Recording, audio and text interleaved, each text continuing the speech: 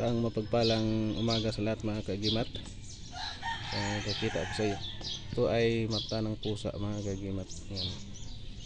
Titingnan natin mga kagimat, mayroon siyang bilog sa gitna mga kagimat. Yan.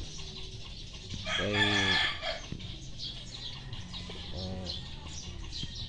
pagmamayari ng isang kaibigan natin na matanda ay pinapaano niya sa atin, pinapahawak muna.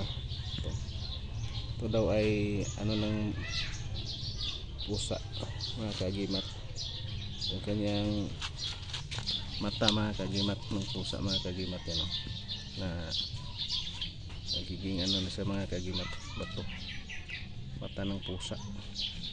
Mapapansin nyo mga kagimat, yan ay may bilog sa gitna. At tuwing ito ay dadalhin mo sa gabi, so daw makakita ng mga hindi pagkaraniwang na mga kagimat. Yung sabi ng matanda sa akin mga kagimat, yan, mata ng pusa ito. Yan,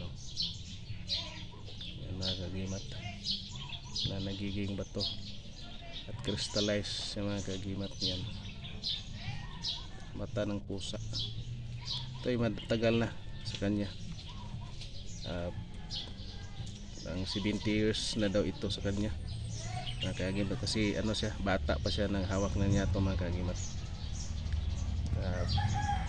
Pinag ano na niya, papakita niya mga kagimat, kasi matanda na siya mga kagimat.